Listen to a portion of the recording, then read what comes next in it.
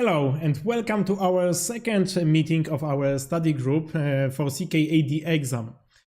If you are here for the first time, just a couple things to remember. We are meeting every Thursday at 17 UTC time or 6 p.m. Polish time or Central European time. And also, if you are for the first time here, let me quickly introduce myself and and then we will go to the agenda for the general study group as well as for today's meeting. So my name is Łukasz Tomaszkiewicz, but you can call me Luktom because it's much easier for non-Polish people to say Luktom than Łukasz Tomaszkiewicz. I help developers and DevOps engineers to accelerate their careers in the cloud. And I do it by doing a couple of things. First thing is I have two YouTube channels. One is in Polish, which has almost 500 subscribers right now. And the second one is Luktom Cloud. I just started that channel a couple days ago, and so far we've got 40 subscribers. And this is also the place where you are able to watch all the episodes and all the meetings of our CKAD study group, as well as other content that soon I will publish. I also create online courses. So far I created two of them. One is about Terraform, and which is the leading tool for provisioning infrastructure. And second one is about how to develop software for AWS Cloud. I run also on-site workshops as well as the hybrid ones like the one here where we meet online and prepare for the CKAD group. I create software since 1996 and I also run two software houses, so I've got quite of experience when it comes to both creating the software as well as deploying them and managing the servers for that software. At the moment, I work as Senior Cloud Infrastructure Architect at AWS, and it's been almost 2 years since I'm there, and it's quite fun and quite a challenging experience. So today, as I mentioned, is our second meeting. As I mentioned also, we meet at 5 p.m. UTC time every Thursday. Last week I talked about the preparation for CKAD exam and especially what are the exam domains, as well as how the exam is conducted, what you should prepare for the exam, in both in terms of your knowledge as well as in terms of, for example, hardware or ID documents. If you want to watch that meeting, the recording from that meeting, you can go to Luktom Cloud/YouTube, and there is the recording there over the live tab. So you can easily find it there.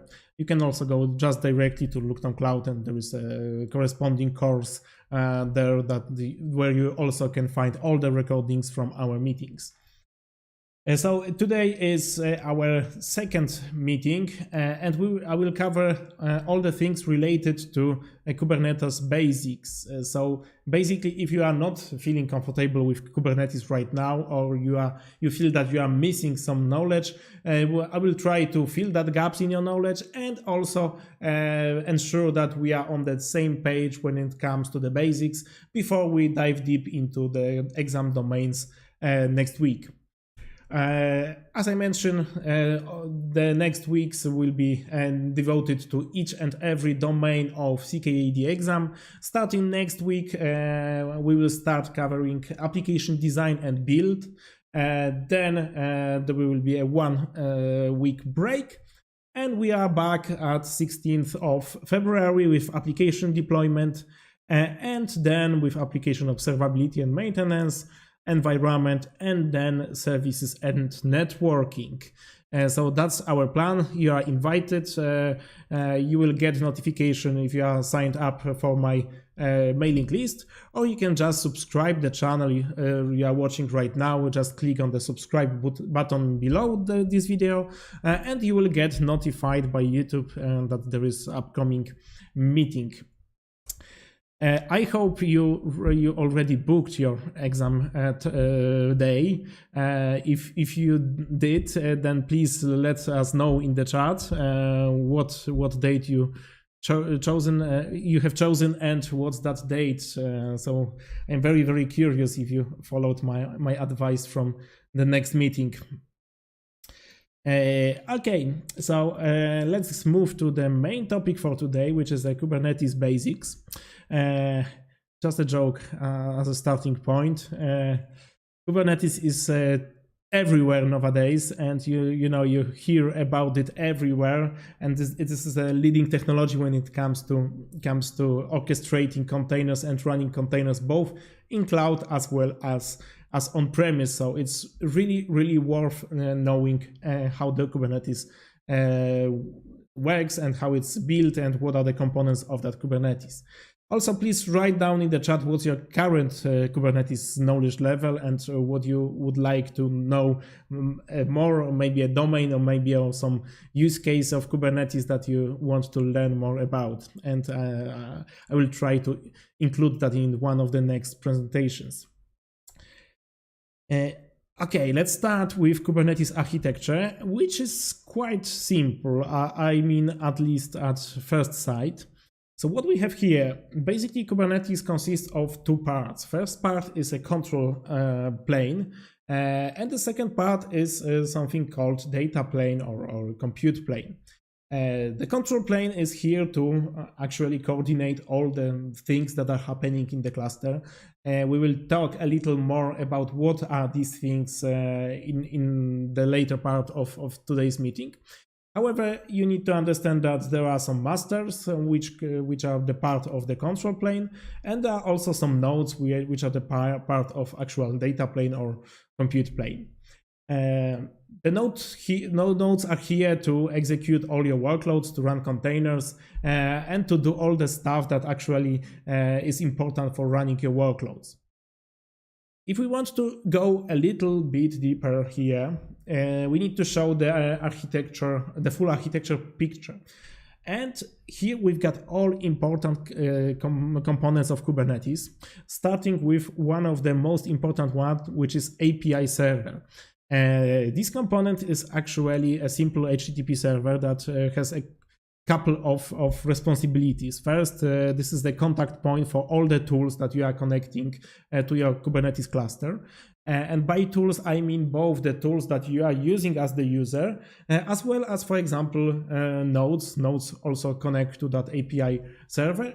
And also all other components use Kubernetes API server to communicate with each other.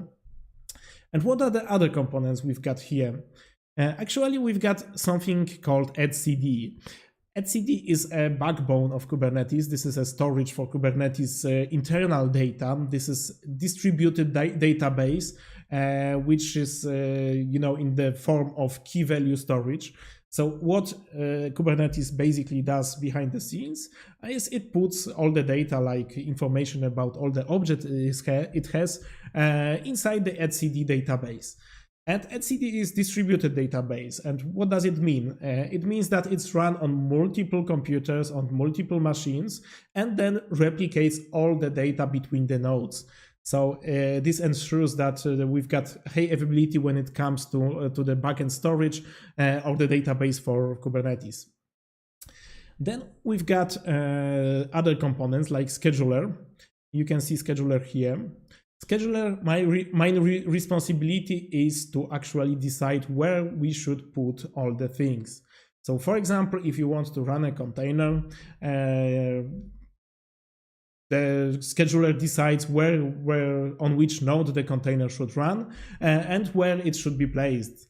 And it also happens to all other things. It takes into account things like labels, taints, tolerations, as well as available resources on each node. We will dive deep into that thing in one of our next meeting. Today was just, high-level overview of all the components. Then we have something that is called controller manager.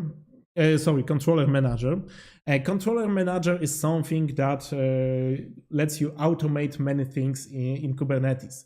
So for example, if you want to deploy some kind of software, we are using something called deployment controller, and this is where that controller is implemented, here in the controller manager component. I will of course do the details and describe the details of all that things later during that meeting. So don't worry if you are not getting that right now. Then we have something that is called Cloud Controller Manager, and this component is happening only and has its place only in the cloud. So actually, if you are running your Kubernetes in the cloud, the component called Cloud Controller Manager is responsible for connecting to the cloud and executing some kind of operations in the cloud. What are the sample operations? For example, if you want to expose your service to outside world, Cloud Controller Manager contacts Cloud API, and then creates a load balancer for you and then expose your workload to the external world. The same happens, for example, if you need a storage. It can contact the cloud provider and then provision some storage for you that Kubernetes can mount and use for your containers. So this is kind of proxy to the cloud. Cloud Controller Manager is not very useful when you are running your workloads on premises. In the on-premises world, you probably need to install some kind of additional controllers, like, for example, Metal Load Balancer, to integrate with other components on-premise. So this is regarding the control plane. And then you've got nodes. Nodes are basically the machines that are running your workloads. And there are two important components here. So basically, there is something called kubelet. Kubelet is a process that is running on the node. And simply, kubelet coordinates communication with the cluster. So for example, the workflow is like that. You are ordering Kubernetes to run some kind of container somewhere. So you are sending here to API server, then scheduler gets that request, decides that, for example, it should go to the node A first here, and after that, kubelet gets that information and schedules and runs container on the node. And there is also a second component that is running on the node, and this is actually called kubeproxy. And kubeproxy is a component that is responsible for configuring the networking for you. So in order to be able to communicate between the containers on your cluster, you need to have kubeproxy running. What does kubeproxy? Actually, it configures, for example, IP tables or other similar mechanism, so it can contact the correct container on correct port on correct node. So actually, this is all stuff related to the networking. Of course, if you've got any question, you can write down them on the chat. And in the meantime, I look every couple of minutes to the chat and I will be able to reply to you, I hope, at least. Let's go and talk about Node in details. So here is a sample image, sample schema of Node, how it's running. As I said, we've got two critical processes. One is kubelet, and second one is kubeproxy. But there is also something like Docker or other container runtime. Basically, this is as a kind of software that runs your containers and actually downloads images and then creates the container on the physical host. And inside the nodes, we've got a lot of containers. Containers are here, the green ones. And as you can see, the containers are grouped into something called pods. I will talk about pods within 2 slides. However, you need to be aware that you can run multiple containers, multiple pods on one node. And as you can see, all pods have here distinct IP addresses. So basically, you can contact each and every pod on the separate address. And this is actually what kubeproxy does. It manages these addresses for you. So what's important about Node? So first, it provides compute resources. And by compute resources, I mean both virtual CPUs, as well as memory that can be used by your workloads, by your applications. Then it runs container. It uses Docker or containerd on any other runtime. And manages images for you, manages things related to volumes, mounting, and all that container stuff. And as I mentioned, there are 2 components of the node. There is kubelet and kubeproxy. And of course, container runtime, as I mentioned before. What is important about the node that they can provide additional resources. So if you've got any special cases, for example, I don't know, you render movies or do some machine learning, you can mark your nodes with the special labels and then to indicate to Kubernetes that you've got special kind of hardware, for example, like a GPU. And the same thing happens, for example, if you have, I don't know, something to storing the secrets in the physical place, the things and devices like that. Basically, you can describe your nodes any way you like.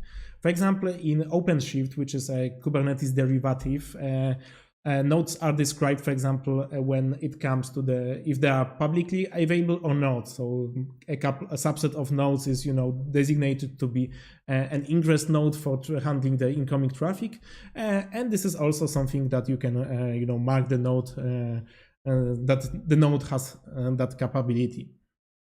So this is basically about nodes. They provide actual resources to fulfill the requests. And on the request side, we've got pods. Pods are the concept that is something more than a single container. Because pod can run a single container, but it can run multiple containers as well. It can also provide some information about the usage of the data, and it can use some kind of volumes for storing the data. As I mentioned before, the important characteristic for pod is that each and every pod has its own IP address, which is very important because these addresses are used everywhere in Kubernetes, and they are very, very important in terms of load balancing, routing, and other stuff.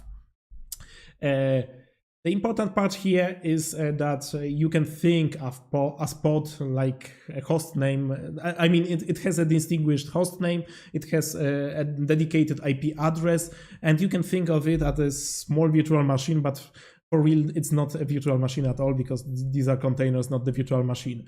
But they are very, very similar to the concept of virtual machine. And just to summarize the pod, pod is the basic unit of work in Kubernetes. In simple terms, if you have very simple default cluster, this is the only unit of work that can actually execute compute resources. Of course, you can install additional things like, I don't know, for virtualization and then run virtual machines in Kubernetes, but that's the quite advanced case we are not going to cover today. So just remember that this is a basic unit of work in Kubernetes. Pods, as I mentioned, defines container to run, and by define containers, I mean at least one container, but you can include multiple ones. The containers can have different purpose. For example, you can mark the container that it should be executed during the start of the pod. You can mark the pod, the container that this is, something that actually runs your application. And you can also have something that is called sidecar container. These are the helper container that actually do stuff like, I don't know, shipping the logs or maybe doing some kind of networking stuff or do something else for your application. Pods also include a configuration, and by configuration I mean you can provide both environment variables as well as you can map files from something that is called config maps. And basically using that two things, you can provide the complete configuration for your container. So this is very, very important. If your application is stateful or needs some kind of storage, pod can also map volume. There are multiple cases of volumes, multiple use cases, multiple technologies that we can use here. And I will cover that in one of the next meeting, and then we will focus on the specific use cases for storage. And finally, the pod may have some information related to targeting. So as I mentioned before on our example of machine learning, you may need GPU to run that. And you can mark the pod that it should run only on nodes that has capability like GPU. This way, Kubernetes knows that that pod should be run only on this machine, not on the others. In practice, for example, I used something like that also for CI/CD. For example, I've got a dedicated pool of nodes, And then if there was a pod that executes some kind of building of application or other stuff, we can decide that it should go to that dedicated pool of nodes. So this is quite interesting use case as well. Pods are quite basic. I mean, you usually do not provision them manually. You are not creating the pods directly on Kubernetes. You are usually want to depend on some kind of controllers. I will cover most popular controllers later in today's meeting.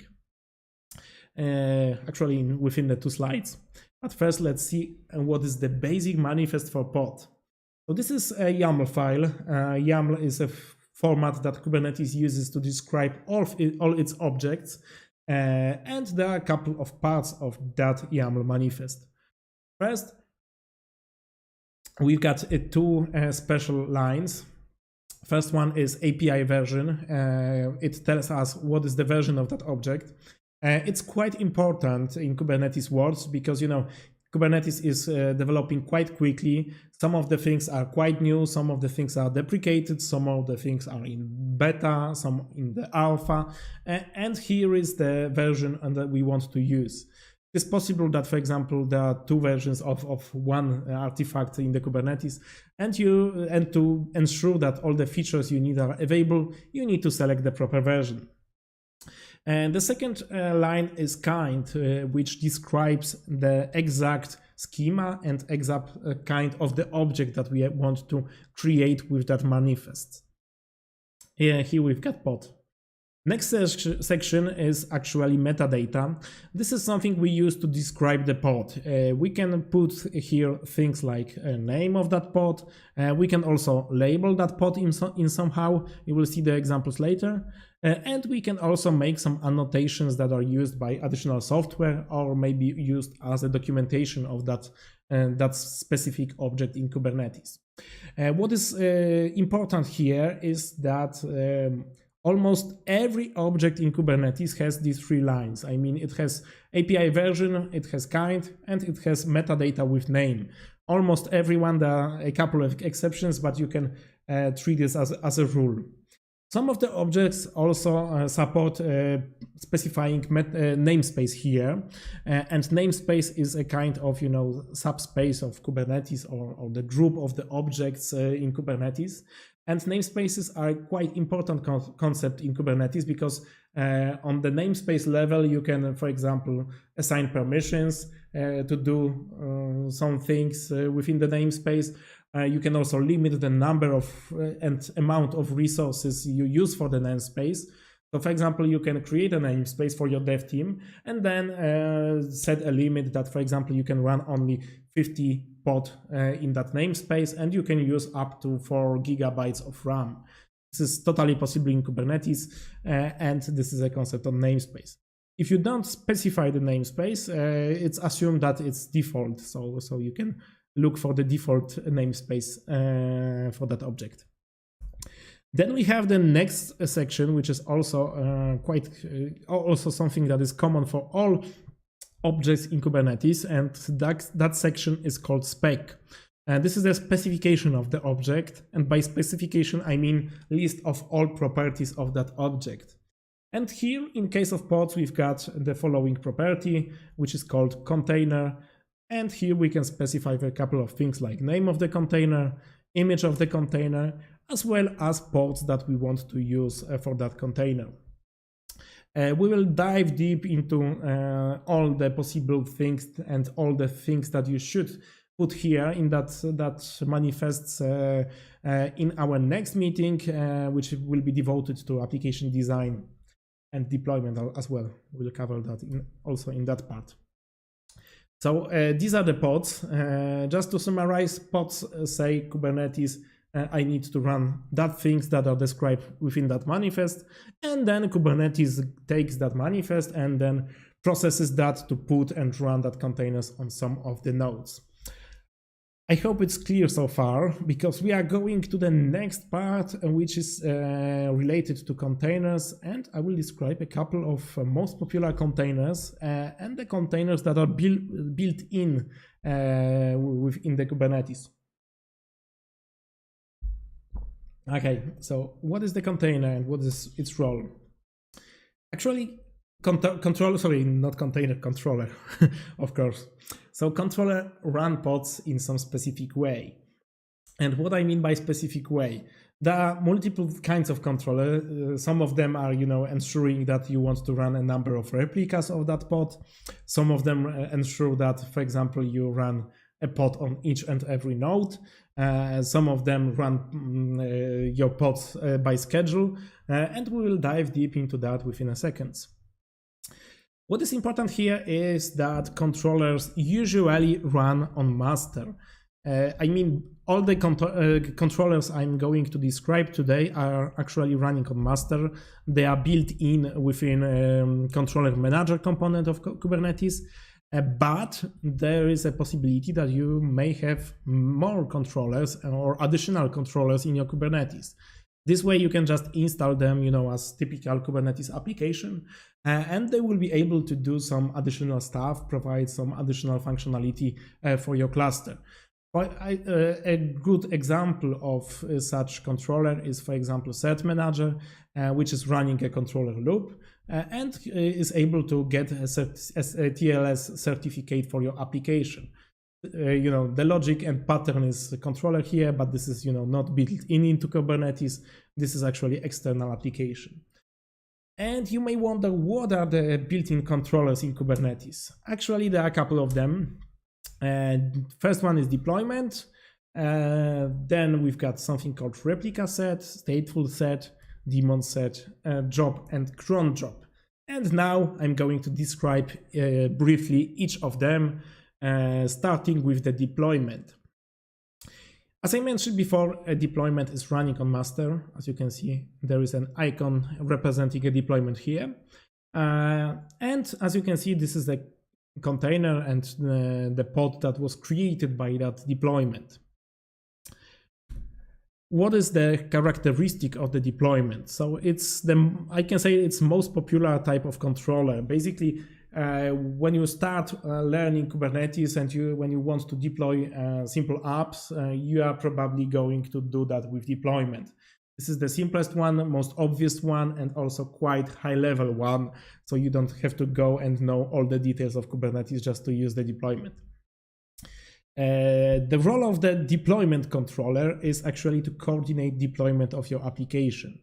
What I mean by that, it not only creates a pods for your application, but it can also take care about, for example, publishing new version of your application. If you release the new version of your controller, of your pod, then deployment takes care, to deploy that in the safe manner. This is very important. But we'll talk about that soon. There is additional controller that the deployment is actually using, and this is called replica set. And replica set is a low-level controller that ensures that there are a number of specific instances of the pod definition running on the cluster. I will show that later on the next meeting, I think. The deployment is very critical when it comes to deploying workloads to the Kubernetes because it prevents downtime of the workloads. So basically, if you are publishing new version and it happens that, for example, there is application error in that new version and the application fails to start, deployment ensures that the workflow is up by not deleting the previous version of your application. On this way, deployment ensures that there is at least one version of application that is running on your cluster, and that version is, we say, healthy. In case you did some kind of misconfiguration, or maybe you say you decided that the new version of your application is not running correctly, you can also do a rollback using the deployment controller. So you are basically telling Kubernetes, I want to roll back to the previous version, and by doing that, Kubernetes undoes the deployment and deploys the previous version of your application. Of course, it's nice in theory, and it works for completely stateless application. In practice, for example, if you have an application that uses database and does the migration of data of that database, it may be quite tricky to actually roll back to previous version because, if something changed to the database and it's not compatible, then your application may crash in all versions, simply saying. So it's not that easy. However, Kubernetes ensures that you are able to do so. Deployment is also a thing that enables scaling of your pods. You can simply say deployment, I want to have 20 instances of my application, and then deployment automatically scales your application by providing additional pods and scheduling them to the Kubernetes. So this is quite nice. And there is also some advanced concept called horizontal pod autoscaler, in which you can tell Kubernetes to automatically adjust a number of replicas to match the workflow, the desired state and desired number of instances. For deployment, it's very important to define something that is called health checks or probes. So basically, by defining probes, you are telling Kubernetes how it should check if the application is both live and ready to handle the traffic. We've got 3 basic probes. This is a startup probe that confirms that application startup successfully.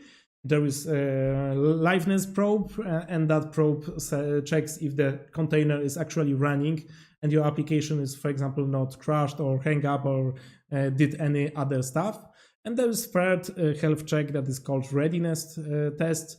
By performing that check, Kubernetes can check if your application is able to handle more traffic. This is used especially in load balancing scenarios when you can decide to which container, which pod the traffic is flowing. And at that stage, I beg that you wonder how deployment looks like. So this is a deployment manifest. And what we have here, of course, we've got our 2 lines defining our version and kind. As you can see, API version here is not just simply v1, but apps v1. You should get familiar with that notation and with each API version and where specific kind of object is within each API version. This may be important if you need, to create some kind of manifest manually. Usually we don't do that manually. We are using ChatGPT for that. Just joking. We are using kube control with a special syntax that creates the objects in the dry run mode, and this way you are able to easily generate the manifest on the fly, especially on CKAD exam, where you don't have access to ChatGPT, obviously. Then we've got a metadata, which is, as I mentioned, similar for all Kubernetes objects. In that case, we've got not only the name, but we also have labels. Labels are basically key value parts key value pairs that you can attach to every object in Kubernetes. And there are multiple uses for labels. You can, for example, query the objects from your command line to display the objects that has some kind of label. Kubernetes also uses that for selecting the objects for other cases. I will talk about that in a minute. Then we have a specification of the deployment, and there are a couple interesting things here. First one is replicas. Replicas basically tells Kubernetes how many replicas of our pod we want to have. In this example, there are 3 replicas defined here, or 3 replicas requested. The next part is something called selector, and selector is a very common concept when it comes to Kubernetes, and also one of the places where you find the most issues with.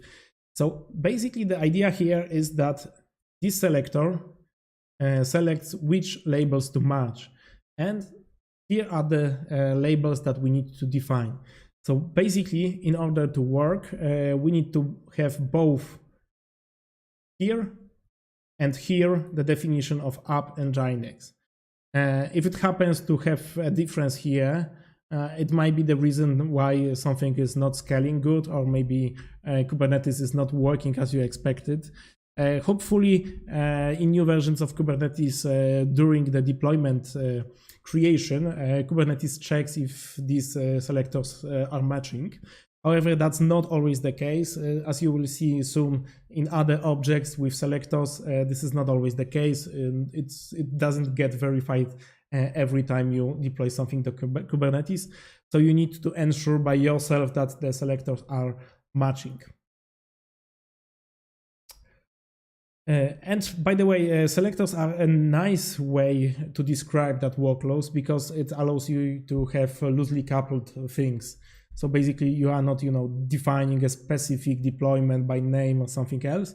You have some kind of flexibility and elasticity when it comes to some advanced operations. For example, if you need to, do something extraordinary or something not standard, you are able to do so by using the selector wisely. But I'm not going into the details today of that cases.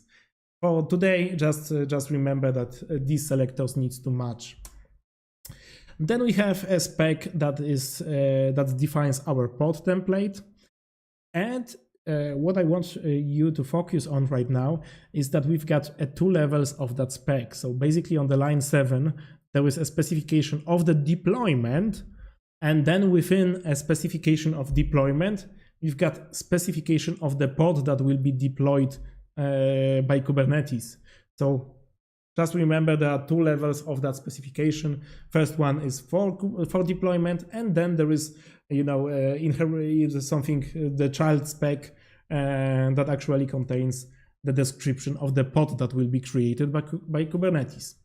I will run a couple of demos next week.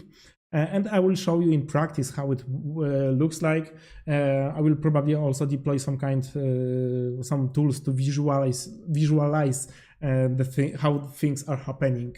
So you will see how nice it is.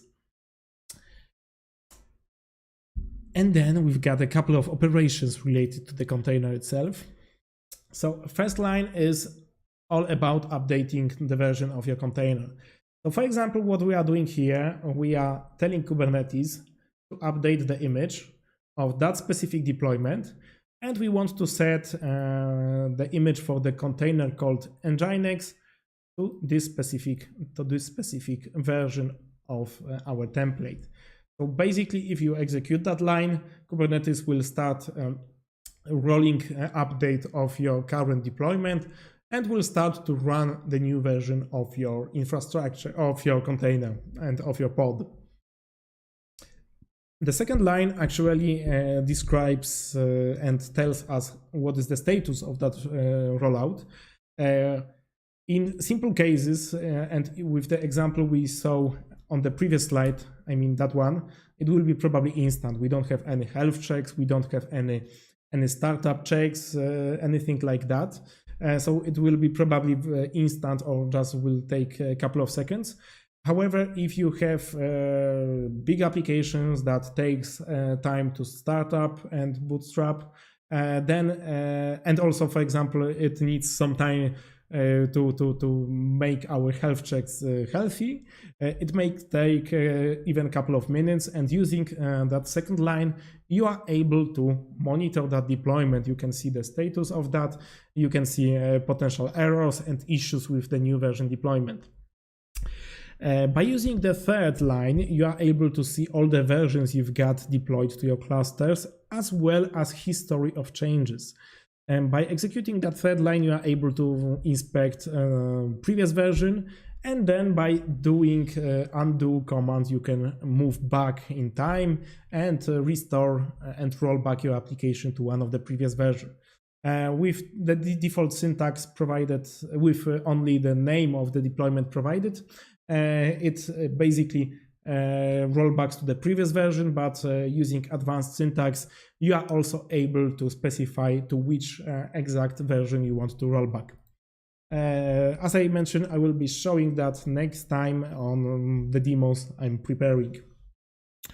And finally, we've got operations related to manual scaling, and you are able to scale a deployment by simply just executing that simple command, kube control scale, then provide the name of the deployment, and then provide the flag replicas and number of replicas. In that case, it will create 10 replicas of our pod specified within the deployment. I hope it's clear. If you have any question, remember there is a chat here, and that's one of the biggest advantages of doing that meetings live, that you can actually ask your questions during the meeting.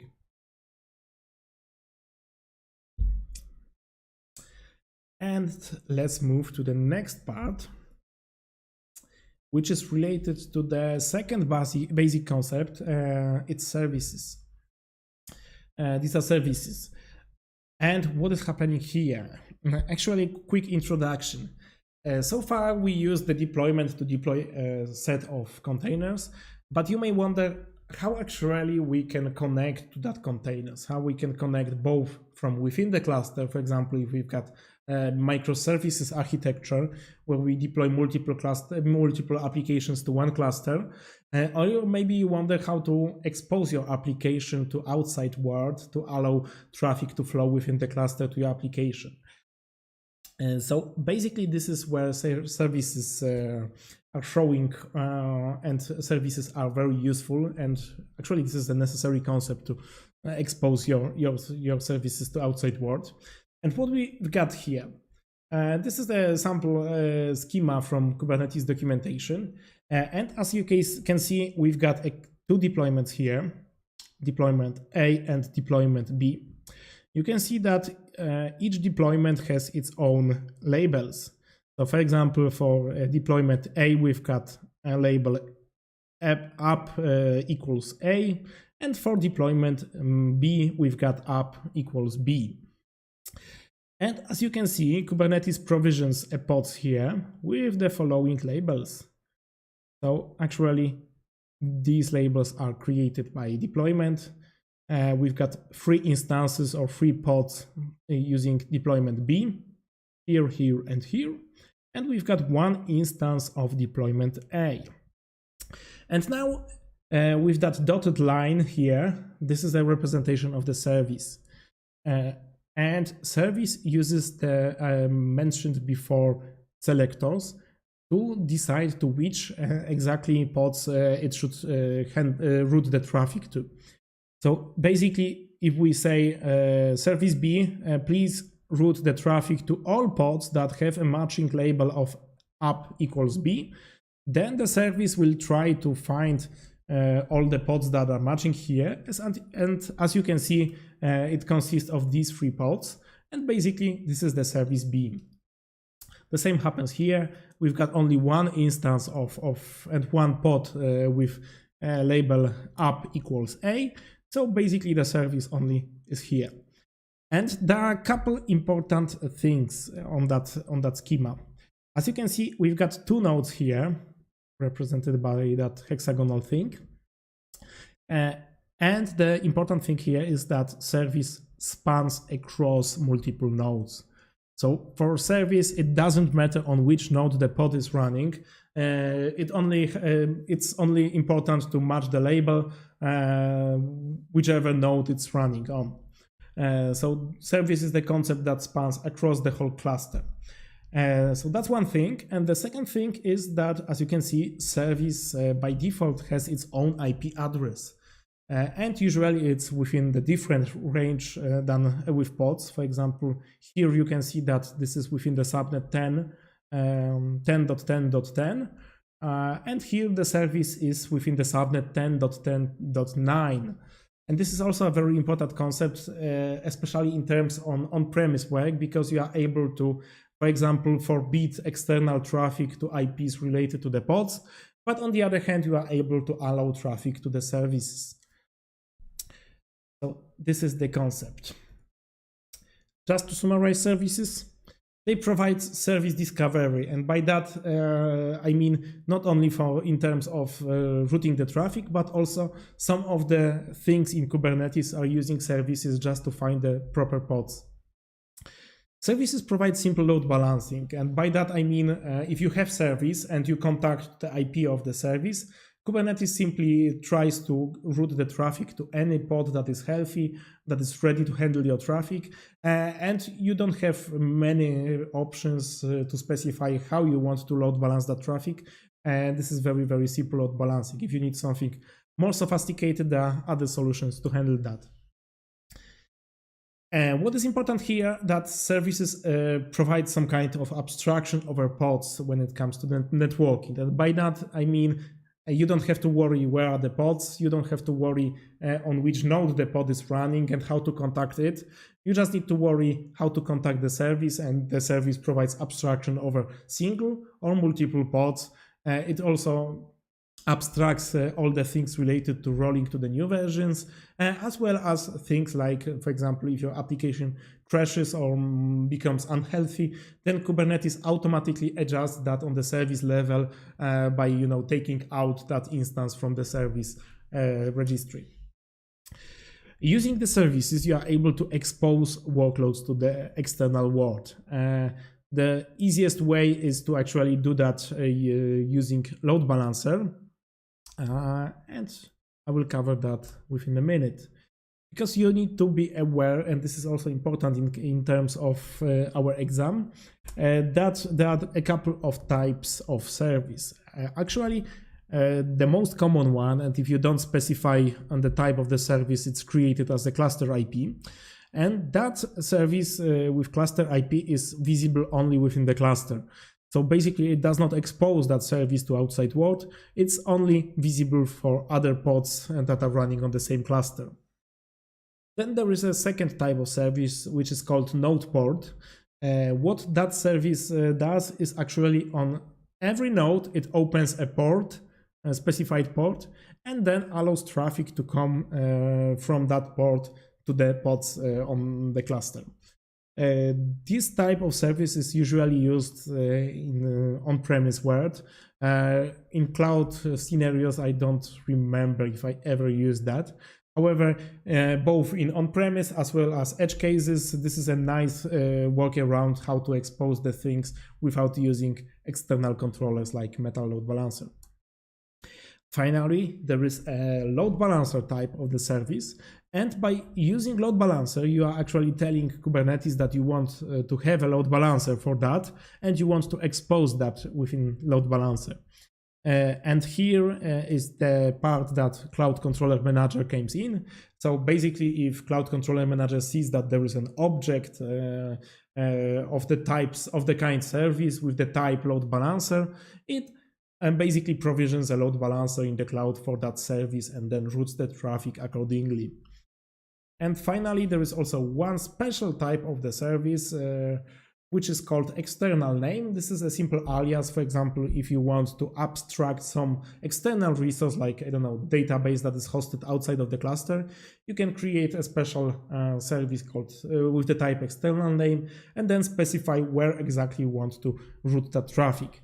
This is, just an alias used as kind of abstraction, so you don't have to update, for example, configuration of your pods. So this is what are the services and how they look. This is the sample and very simple manifest for the service. As you can see, of course, we've got all that stuff related to API version, kind, etc. But here are important parts of the service. So first, we've got selector here, and that selector is used, as I mentioned, to target some of the pods. So basically, by specifying here app and Nginx, you are telling the service, look for all pods that has this pair of labels, this key value pair. Of course, it's possible to specify, multiple labels here. If you have more advanced cases, you can, specify, for example, environment here, I don't know, version of the application. You can freely rotate that and do some advanced scenario and build upon of the foundation that services are giving to you. Then we've got ports. This is a port definition. And here there are two important things. First one is a port definition. This is actually a number of ports that the service will be exposed on. This is useful especially when you are using node port or load balancer. And then we've got a target port, which tells us on which port on the pod we should connect to. And there is also a possibility to use a named port, and I highly recommend that. For example, instead of using 80 here, you can, for example, specify HTTP, but you need to remember that you also need to put that name inside your container definition within the pod.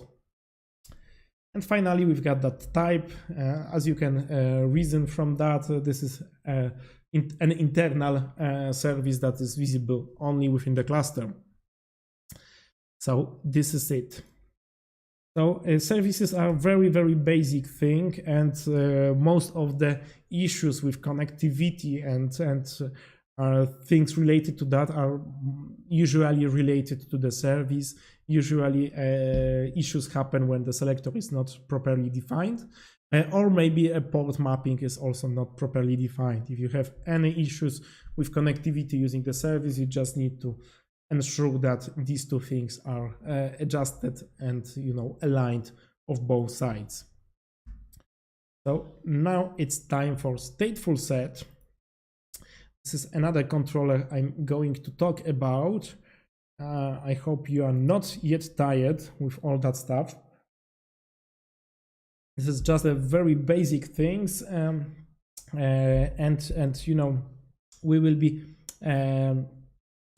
expanding on that topic during our next meetings and going to the more practical use cases. So, as the name suggests, stateful sets are used for the stateful workloads. Yeah, this is totally possible to run stateful workloads on Kubernetes. However, I usually not encourage people to do that. On the other hand, if you have choice between stateful set or the dedicated Linux machine, then I usually go with stateful set, but that's the thing. Oh, we've got a question about the services. So you are actually asking about that port. This is called service port or just port, and that port is used for exposing the service. So basically, if you have cluster and you are running that cluster IP type of the service within the cluster, then the service will be available on that specific port. So basically, if you want to call that service, for example, from different port, you are able to connect on that port 80 to the service itself. So this is, basically the mapping, external mapping of the service, external side. On the other hand, target port is for internal mapping. So you may think of the service that it has, two sides. One is external, and here we are connecting. And on the other side, the service is connecting to your container port. So basically, by specifying port here, you are telling on which port the service will be listening. I'm talking listening, within quotes, because this is not actually listening. What is happening under the service is actually kubeproxy creates a couple of IP tables rules that actually, rewrites that specific IP address to the target port of the container. So this is all the magic behind that. One thing I probably didn't mention here is that you can, of course, put multiple ports here. So if you've got, application that listens both on HTTP as well as HTTPS, you are totally able to, put additional block here with the name HTTPS, then protocol TCP port 443, and then target port also, for example, 443. So yeah, that's it. Okay, let's go back to the stateful set. As I said, it's totally possible to run stateful workloads on Kubernetes. And what is important here is that stateful set guarantees the order of starting and stopping containers. Why it's so important? Let's take an example of database. For example, MySQL database. We want to run that MySQL database on our Kubernetes cluster, but we want to have it replicated to multiple instances. And because we want to replicate that, we need to have some kind of order of the nodes starting. So first there is the first pod that is starting, which is a master, And then we can create additional pods that are actually running the replicas. And here, that guarantees that Kubernetes gives us using stateful set are really, really important, because it doesn't make sense to start, I don't know, 5 nodes of replicated nodes without the master. So the stateful set actually ensures that there is an order for that. The same happens when you want to tear down the service. It starts by, for example, tearing down all the replicas, and then finally it tears down the masters. Another important characteristic of the stateful set here is that it offers stable identifiers for the pods. So for example, if we are starting that MySQL pod, the first pod will have a name of MySQL-0, the second pod will have MySQL-1, etc. And by using that stable identifiers, you can use within, for example, replica, the configuration that connects always to the 0 number of pods. I mean pod with the MySQL-0 name. So this way you are able, to hard code some of the things and do scenarios like replicating of databases. What is also important, if you have stateful set and define some kind of storage for that, it makes sense because it's stateful, so probably you want to save that state somewhere.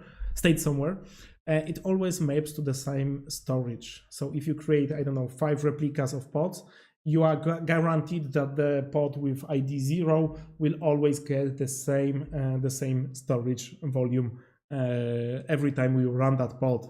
So this way we can run stateful workloads.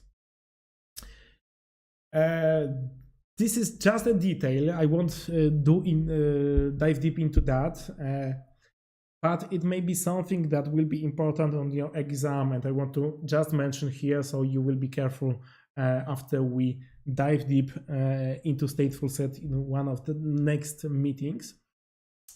And this is the thing. It requires something called headless service, and headless service is something that actually this is kind of special kind of service that does not have IP. This is only used as a helper for stateful set to find and locate the nodes. I will show details of that during one of our next meetings, but just remember that each and every stateful set for working properly needs headless service. Let's go to the sample manifest of stateful set. So we've got a special kind, stateful set. We've got a selector.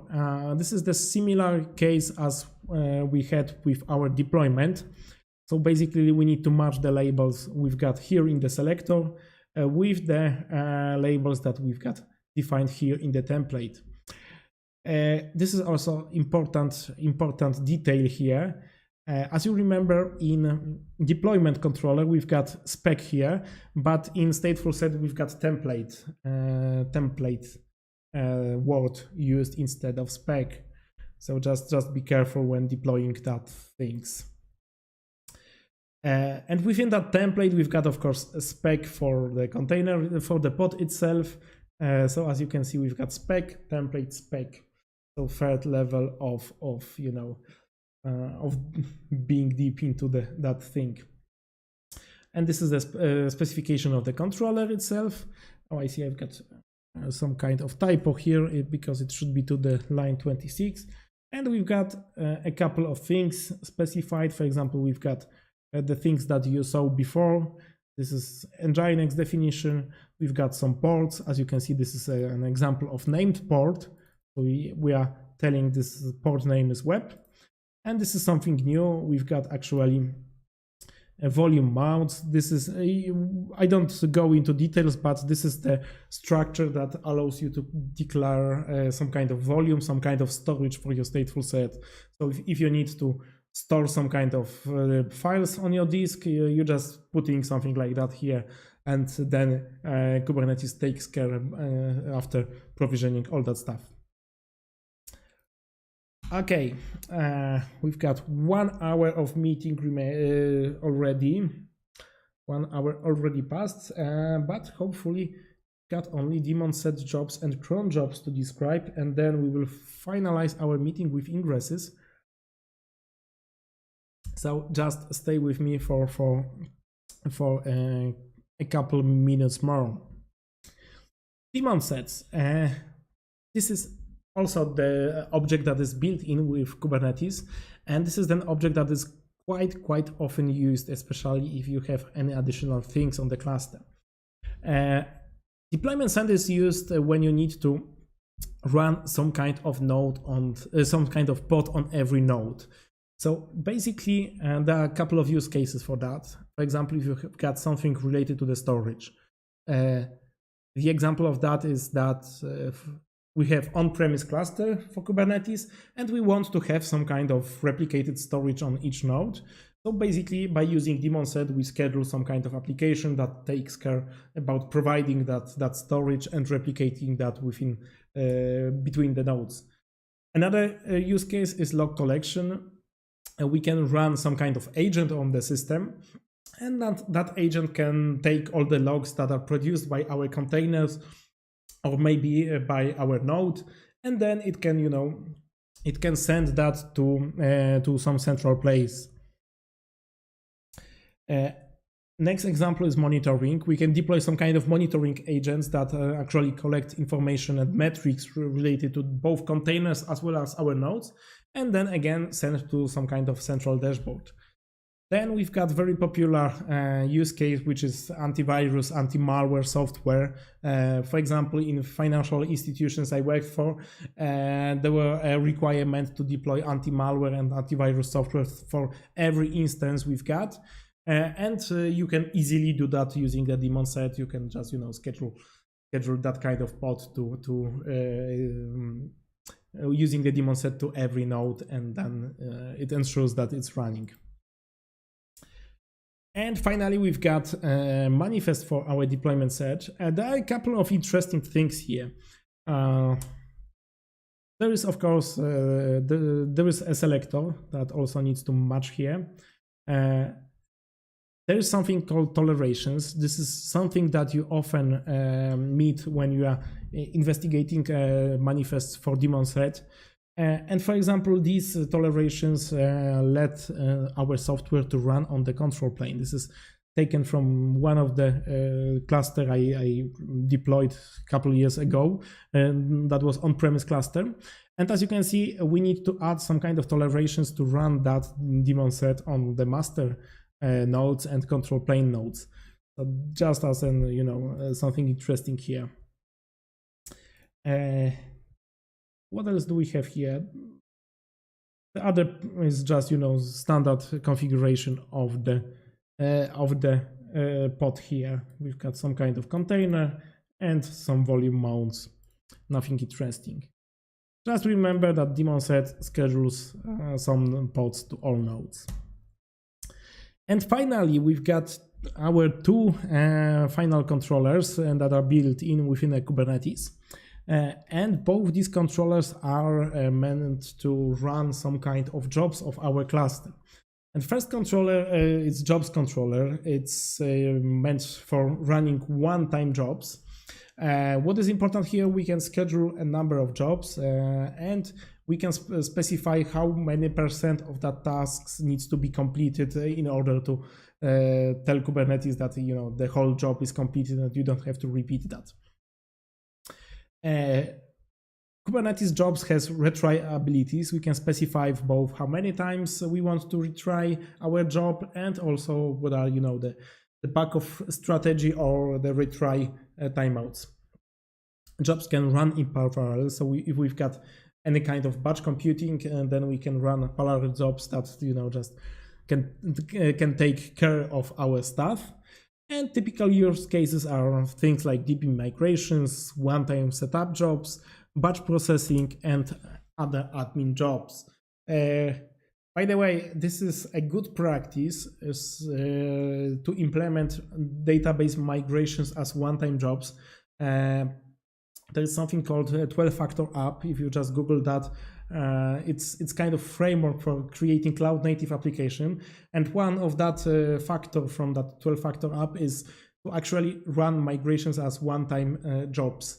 And you can use Kubernetes jobs to do exactly that thing.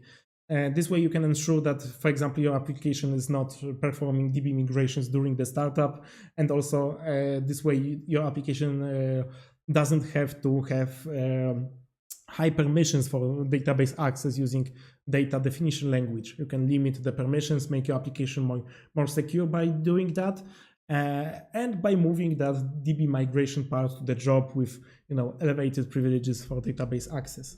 So this is very interesting use case. And one example from Kubernetes documentation related to job is actually calculating number pi using Perl. As you can see, we've got some kind of API and kind, and then there is a template for our job.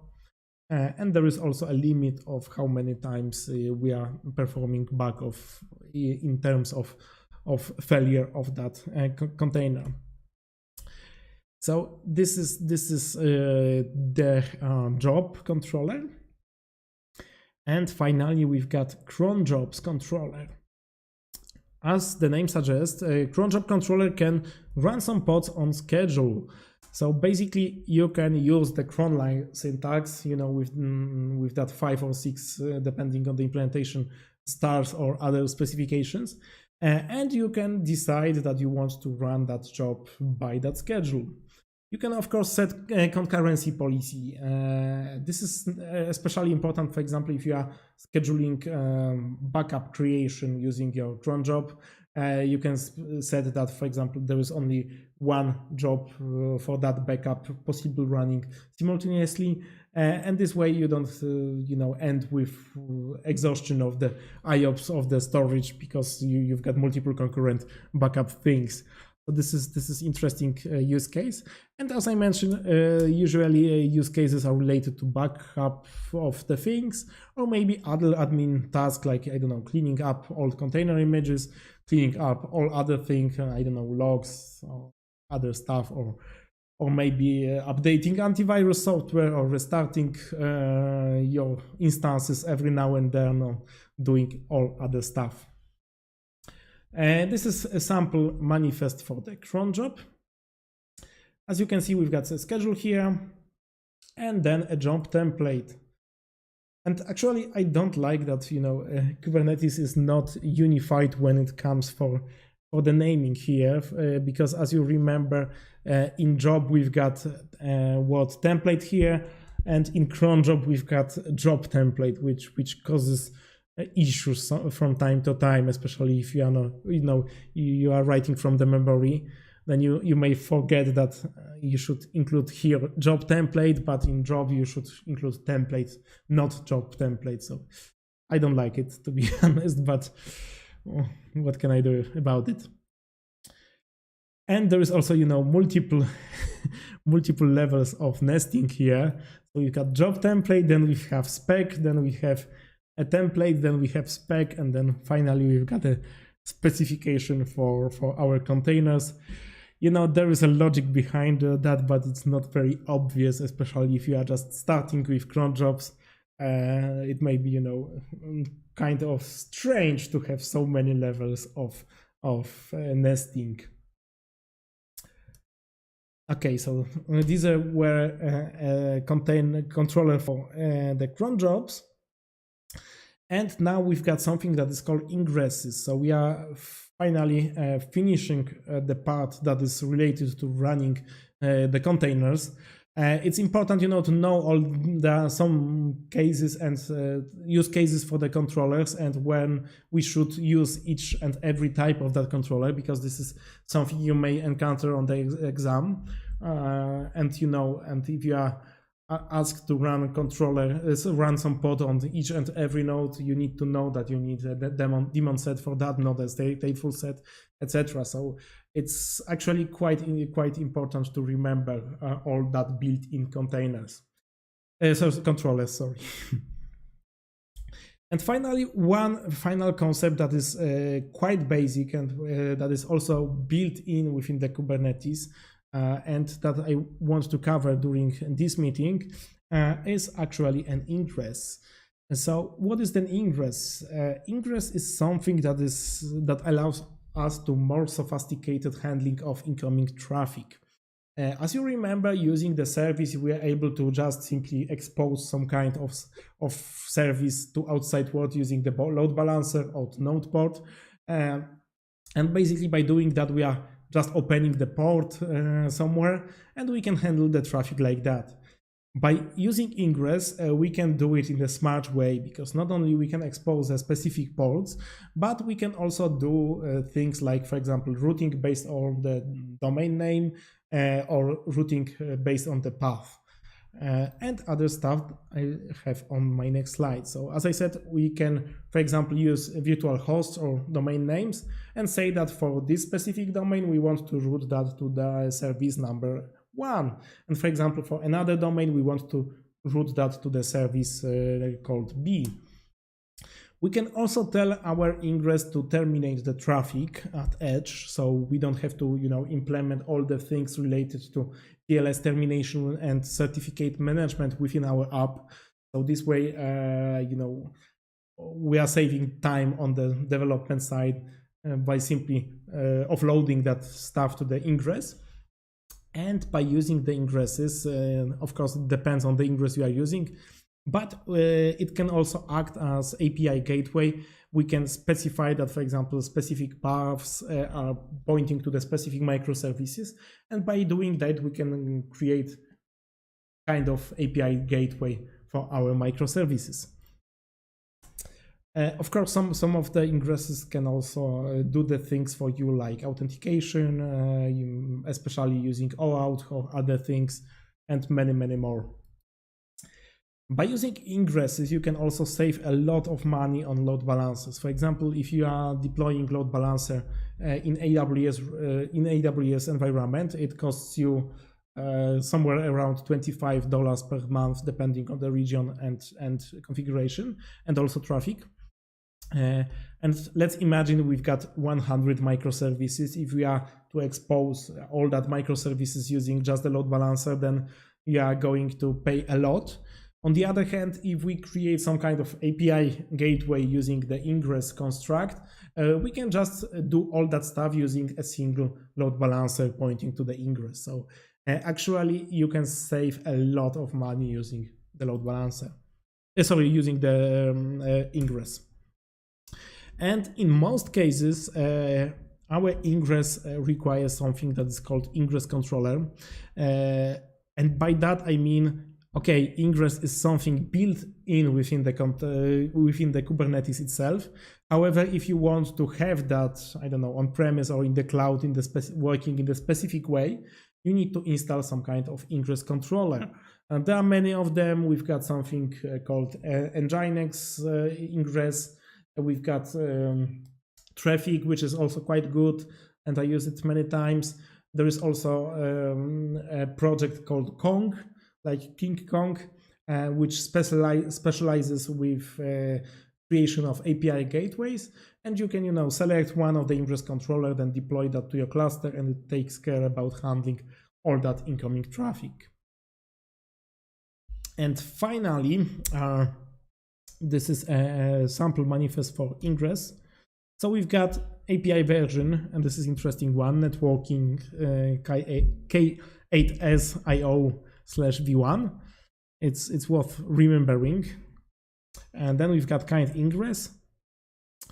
And then we've got some rules here. As you can see, I can specify here the domain I want to route the traffic for. And then I can specify one or multiple paths. As you can see here, by using a path type of prefix and providing /foo, I'm routing the traffic to the service 1. On the other hand, on /bar, I'm routing my traffic to the service 2. And as you can see, we can also specify the specific port we want to hit that service on. So basically, you can do very, very advanced stuff here. I don't have example for that, but we will cover that during one of the next meetings, and that we can also easily implement creation of TLS certificates here. And this way, as I mentioned, we don't have to care about terminating traffic in our applications. We can just have any kind of HTTP application and then add TLS termination on the edge of the cluster. So basically, this is it for today. We covered, I covered most of the objects that you can encounter within the Kubernetes. I also described their main usage, their main use cases, and a couple of things you need to focus on during the exam and during our next meetings.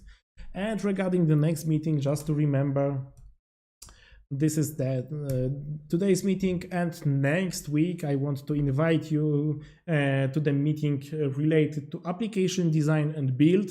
This is the first domain of CKAD exam, so we are not finishing with the basics of Kubernetes. I hope you now have general understanding on how it works and what are the controllers that are using Kubernetes and what are the general flow. I believe that it will become even more obvious during next meetings. And as I said, next meeting we will meet and talk about application design and build.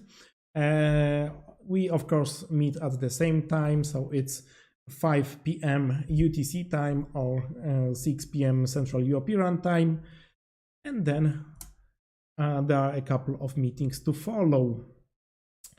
If you have any question, here is my address, my email address. You can send me a mail with your question. I'm also working on setting up a Discord server so we can talk and chat, between our meetings.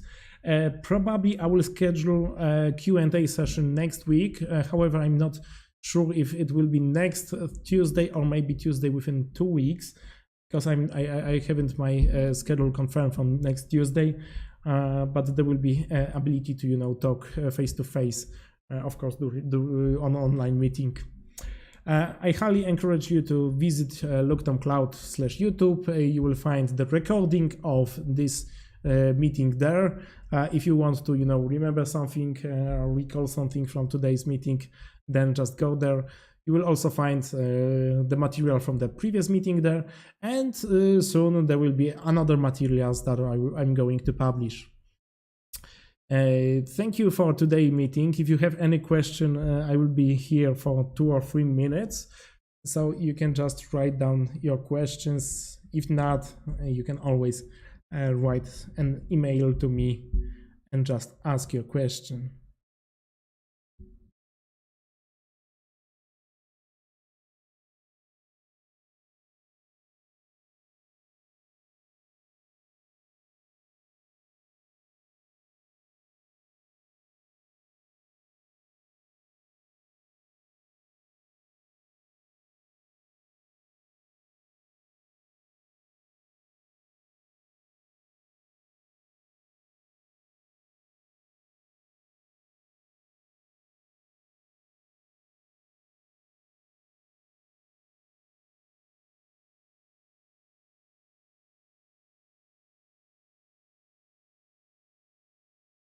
Okay, I see there are no questions, and also that you guys are disconnecting from the current meeting.